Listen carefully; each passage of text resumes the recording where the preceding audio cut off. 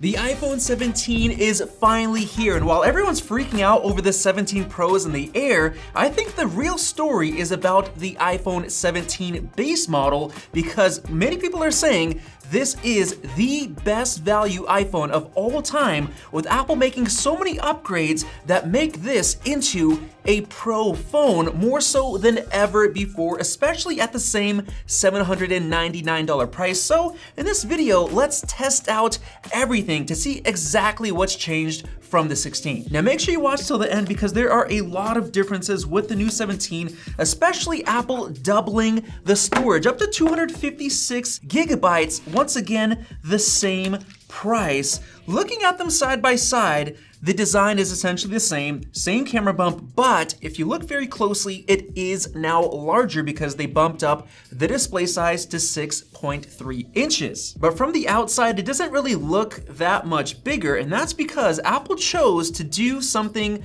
amazing, something that ends an era, and that is slimming down the display bezels. The bezels used to be one way that Apple would differentiate the base models from the Pros, by making the bezels really thick on the base models, but now that is gone. Look at how slim these bezels are. It is absolutely beautiful. So if I slide in the new 17 Pro model, you can see that they are identical. Same exact bezels, same display. In fact, the display panel on the regular 17 is exactly the same as the 17 Pro. No difference whatsoever. Just look at the spec list. Every single spec and detail is identical, finally ending an era of the Pro model having supremacy with the display. Now everything's exactly the same. And yes, that does include the brighter 3000 nit display when you go outdoors.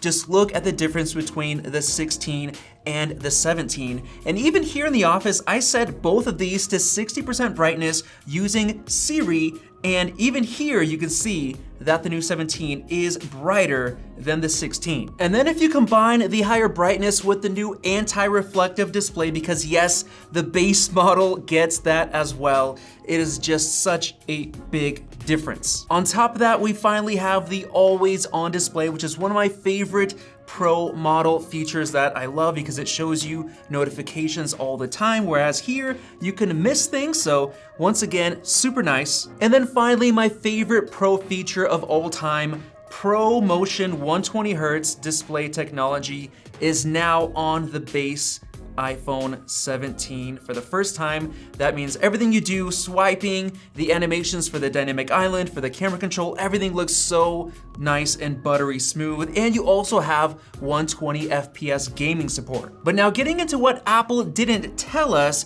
Apple actually did upgrade the speakers on the 17 Pro models. So let's see if the 17 sounds better than the 16.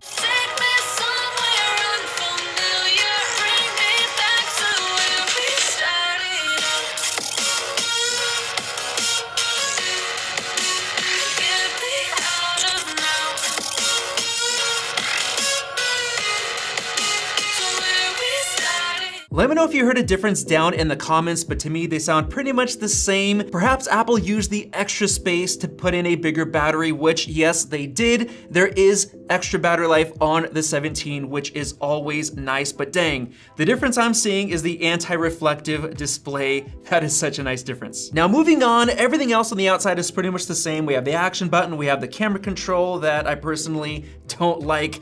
The one downside is that Apple did not upgrade the USB-C port. It still has USB 2.0 speeds. That's a big disappointment compared to the 17 Pros. I guess that's what Apple kept exclusive to the Pro models. But the nice thing is that we have a brand new center stage selfie camera. This now uses a square sensor, which allows you to essentially go to a much wider view. You can see the difference in field of view. On the 17, you can see so much more than you can on the 16, which just like this allows you to fit in more friends. But now you can actually switch the aspect ratio to landscape for the first time ever, thanks to that square sensor. You could also crop in if you just want a small kind of image of yourself, or a ton of space for all of your friends, which you could not do before. You could also do selfie portraits, which here it does lock it into this regular mode. You can't go the ultra wide view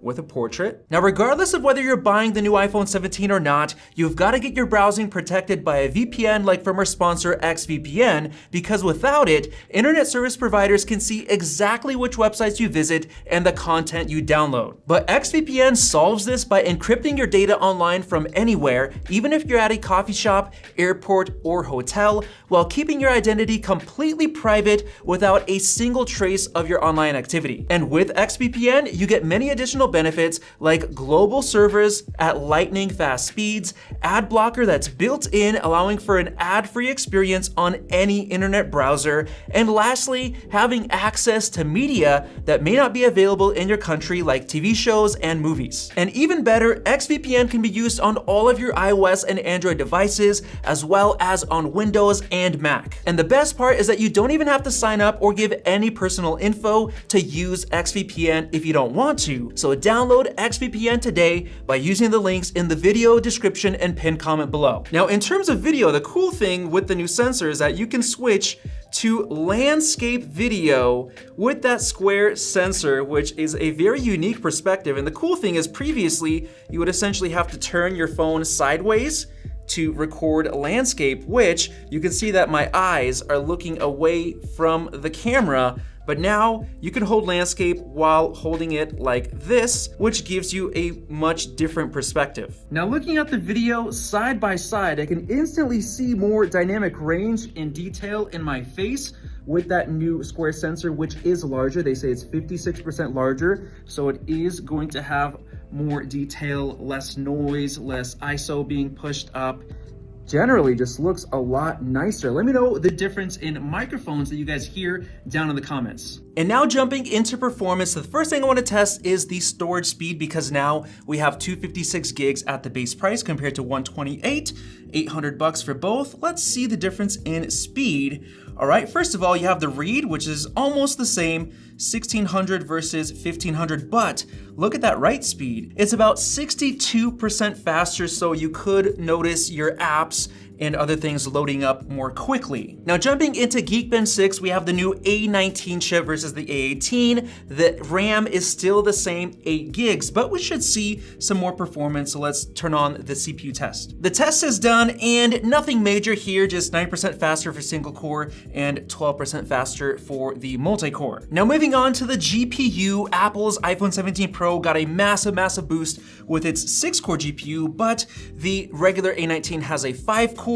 just like the previous A18 also had a 5-core GPU, so let's see if there's a difference. Holy moly, that is a huge difference for the same 5 GPU cores, 34% higher score on the A19. That's probably because Apple built in neural accelerators into each GPU core. Of course, this is sort of like a mathematical benchmark. Let's actually do a gaming test. This right here is 3D Mark's Steel Nomad Lite. Let's do the unlimited test. This basically simulates a real-world gaming workload. And there you go, 15.3 FPS versus 11.4. That's 34% more FPS. That is a pretty big difference considering it's the same 5-core GPU layout. Very impressive, and that's gonna help with everything you do, including gaming at 120 FPS with that 120 Hz screen. And now the last big upgrade I wanna mention is the cameras on the back, but first there are a couple of other upgrades that are actually pretty important. First of all, if you get a 40-watt power adapter, you now have a lot faster charging, 50% in just 20 minutes versus 30 minutes on the iPhone 16. Now, if you don't wanna buy Apple's, I'm gonna leave a link down below to a nice reliable Anchor charger from Amazon. On top of that, Apple also mentioned that we got the N1 chip, which covers Wi-Fi 7 and Bluetooth 6. And since Apple is in control of this chip, it's gonna be working more reliably, it's gonna be more efficient, helping save battery life.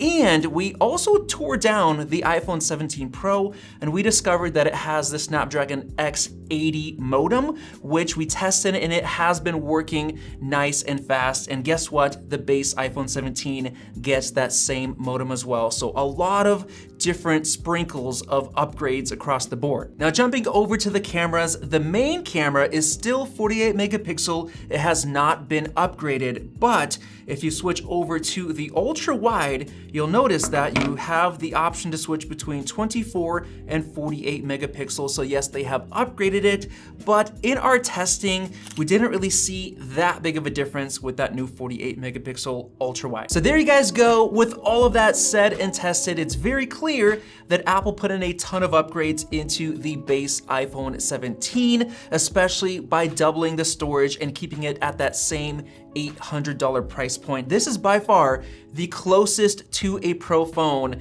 a base model iPhone has ever been. Now, I know some of you are wondering if you should just buy the regular iPhone 16 from last year because Apple dropped the price. They're still selling it, so it's $100 less expensive, but heck no, do not save your money. Spend the extra money on the iPhone 17 because this is essentially now just like a Pro phone, other than some of those features like the vapor chamber cooling system, the telephoto, the new unibody design, but a lot of the most important features are now Pro level. So with that said, Apple, you absolutely killed it. Thanks for giving us this value and not increasing the price. I'm shocked that you did some of these upgrades. It is just very, very impressive. So with that said, thanks for watching. Let me know your comments down in the comment section below. Subscribe above for more videos like this one and check out one of those two right over there. Thanks for watching, and we'll see you in the next video.